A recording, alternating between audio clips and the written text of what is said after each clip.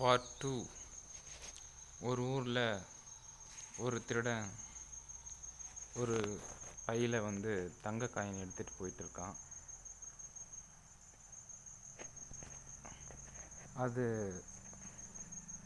ஒரு கறிக்கடை வியாபாரிக்கிட்ட கொடுக்குறான். கொடுத்து இது பத்திரமா வச்சுக்கன்னு சொல்லிட்டு போயிடுறான். இன்னொருத்தன் ஒரு கோமாளி இதை சேல்ஸ் பண்ணுறதுக்காக ஒரு கறிக்கார பாய்கிட்ட அந்த கறிக்கார பாய் இந்த மாதிரி பொருளெல்லாம் வாங்கி இந்த மாதிரி ஆளுக்கிட்ட தான் திருடங்கிட்ட கொடுத்து கை மாற்றி விட சொல்லியிருக்காங்க. அதுக்கு ஒரு கோடு வேர்டு சொல்லி அனுப்பிச்சிட்றாங்க. அந்த கோடு வேர்டு சொன்னால் இது கொடுத்துரு, அப்புறம் உத்தர காசை வாங்கி எடுத்துகிட்டு வான்றாங்க. சரி, அந்த கை மாற்றுற புரோக்கரு வண்டியில் போயிட்டு இருந்தான் அந்த கடைக்கு கை மாற்றுறதுக்காக. அந்த தங்க காயின் இருந்த பைய அப்போ இருக்கும்போது அது ஒரு டேபிளில் வச்சுட்டு அவன்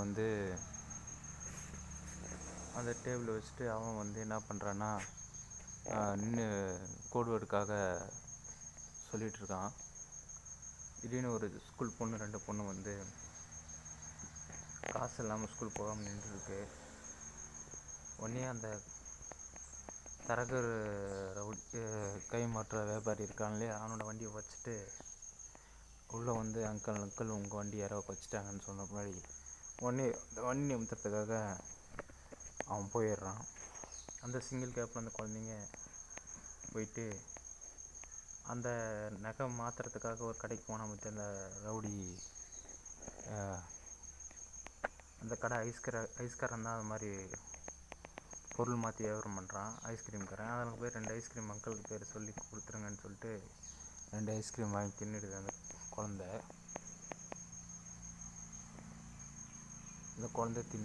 வாங்கிட்டு போயிடுது. அதுக்கப்புறம் அந்த ஐஸ்கிரீம்காரன் அந்த தங்கம் மாற்றுறதுக்கு வந்தான் மத்தியா கோடு வேர்டு கேட்கறதுக்காக. அந்த கோடு வேர்டு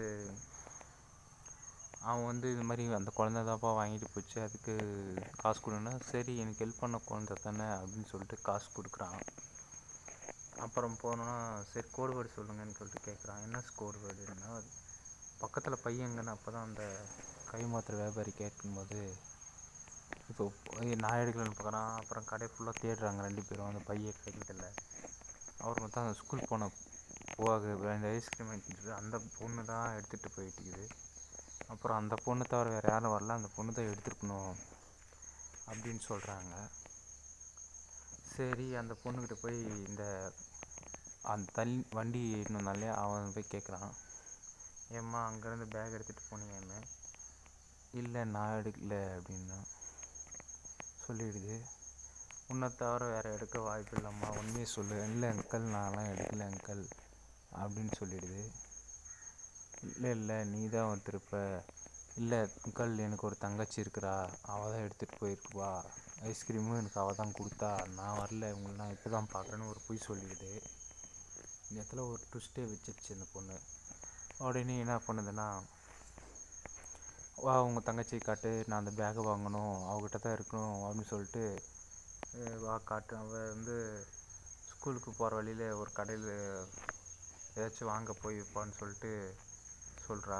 சரி வா அந்த என் வண்டியில் உட்கார போகலான்னு சொல்லிட்டு அந்த தங்கம் மாற்ற வந்த வியாபாரி அந்த குழந்தைய கூட்டிகிட்டு போகிறான். போயினே இருக்கும்போது அங்கே ஒரு பேக்கரி ஒன்று இருக்குது. அங்கிள் அங்கே தான் இருக்கிறான்னு சும்மா பொய் சொல்கிறான் அந்த குழந்தை. சரி, அவனும் என்ன மாதிரி தான் இருப்பாள் அவளுன்னு சொல்கிறா, டபுள் என் தங்கச்சி அப்படின்னு. சரி அப்படின்னு உள்ளே போகும்போது அங்கே ஒரு வெண்ணிலா ஐஸ்கிரீம் வாங்கி தின்னுது. எங்கம்மா அவள் காணோன்னா, அங்கிள் அப்போ உடனே ஃபோன் வருது. அந்த கறி கடைக்கிற பாய் தான் இது பண்ணி கைமாற்ற சொன்னான். என்ன பண்ணு, இல்லைங்க அதாவது அதை பற்றி தான் பேசிகிட்ருக்கேன், மிஸ் ஆனது கடைசி வரைக்கும் அவன் சொல்லவே இல்லை.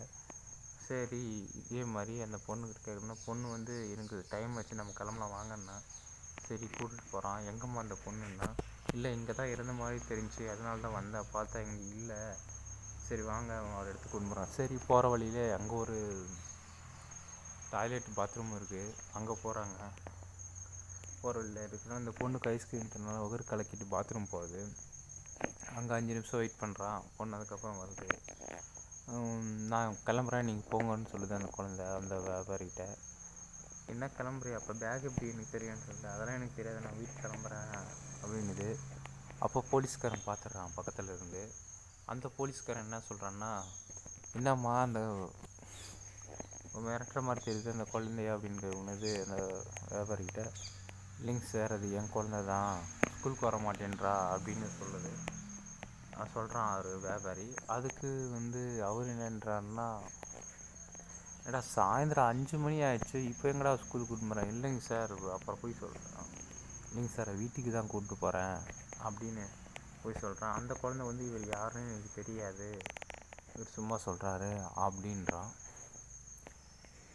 என்னப்பா இப்படி சார், அந்த பொண்ணு போய் சொல்லுது சார், என்னுடைய பேகு தான் சார் எடுத்துகிட்டு காலையிலேருந்து என்னை அலைய வச்சிட்ருக்கு, நான் உண்மையை சொல்கிறேன், அது கேட்டு என்கிட்ட அதோட பேகை என்கிட்ட வாங்கி தர சொல்லுங்கன்னு.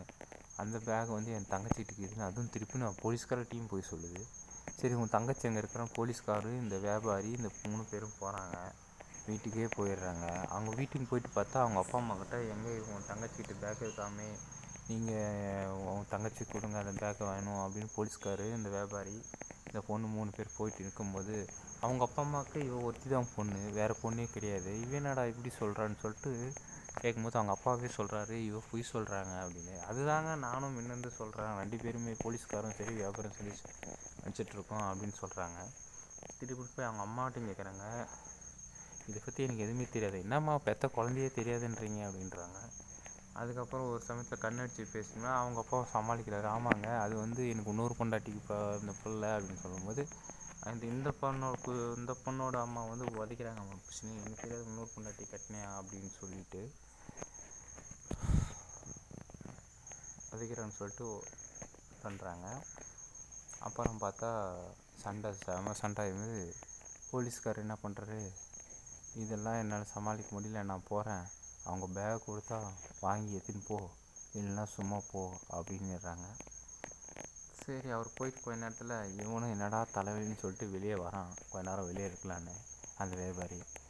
அதுக்கப்புறம் திடீர்னு அந்த பொண்ணு என்ன பண்ணுது, அந்த பையை தூக்கி ராசிடுது. அந்த பையில் என்ன இருக்குதுன்னு சொல்லிட்டு அந்த குழந்தைக்கு கூட தெரியாது. கீழே பார்த்தா டைமண்ட், தங்கம் இல்லை, அது டைமண்ட் கொடுத்துருக்காங்க, ஃபுல் டைமண்டாக இறஞ்சிருக்குது. அதை பார்த்து இந்த வியாபாரி நம்மக்கிட்ட தங்கம்னு தானே சொன்னான், ஃபுல்லாக டைமண்ட்னு அவனே ஆச்சரியப்படுறான்.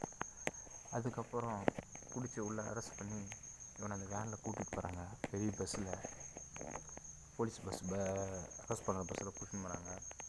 அப்புறமா யாரா அவனுக்கு இதெல்லாம் கொடுத்துன்னு சொல்லிட்டு அந்த வியாபாரி ஃபஸ்ட்டு ஒரு வியாபாரி கொடுத்தா மத்தியா கை மற்ற சொல்லி அவனே தூக்கி உள்ளே போட்டு போகிறாங்க. இதோட இந்த ஸ்டோரி கொஞ்சம் லென்த்தாக தான் இருக்குது, பட் ஆனால் இன்ட்ரெஸ்டான ஸ்டோரி தான். பாய்.